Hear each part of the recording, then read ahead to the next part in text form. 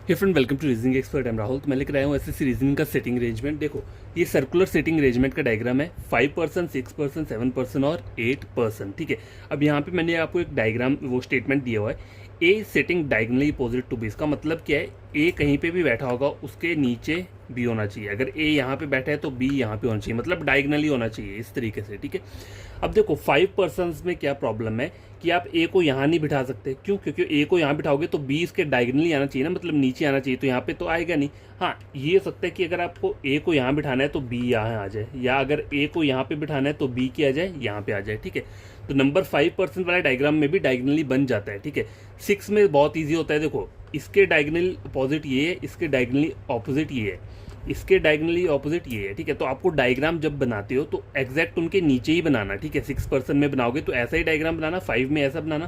देखो, 7 का डायग्राम मतलब पर्सन को बिठा तो दोगे, लेकिन इसमें डायगनली वाला दोनों ये काम नहीं करता है। क्यों नहीं करता है? क्योंकि यहाँ पे 7% है ना, क्योंकि देखो ऑड नंबर है। ठीक है, ये इवन नंबर हो गया, ये भी ऑड है, लेकिन ऑड में ऐसा है कि 4 इसमें क्या है, डायगनली पॉजिट आ रहे हैं, लेकिन एक पर्सन नहीं आ रहा है। ठीक है, अब देखो 8, देखो ये 8% का डायग्राम है।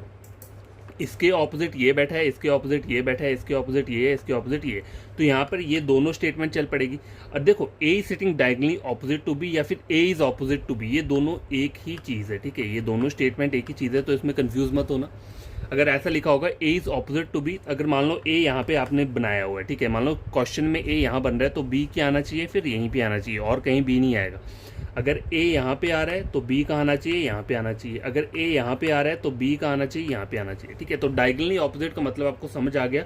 ठीक है, इस तरीके से मान लो अगर ऐसे करके कोई चीज़ है बैठी हुई, ठीक है, अगर ए मान लो यहाँ है तो बी का आना चाहिए यहाँ। अगर ए यहाँ पे है तो बी आएगा यहाँ पे, अगर ए यहाँ पे है तो बी यहाँ पे आएगा, अगर ए यहाँ पे है तो बी यहाँ पे आएगा। इसका मतलब है डायगनली ऑपोजिट।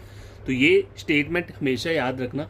सिटिंग अरेंजमेंट में ये कभी कभी आ जाता है बीच में, और बच्चे क्या होते हैं, कंफ्यूज हो जाते हैं उसमें कि ये डायगनली अपोजिट का क्या मतलब है। ठीक है, या फिर सिंपल लिखा होगा ए इज ऑपोजिट टू बी। ठीक है, तो उसका मतलब भी यही है। ठीक है, तो ये मैंने आपको बता दिया। बाकी मेन वीडियो चेक करना, वहाँ पे हम कुछ क्वेश्चंस को सॉल्व कर लेंगे।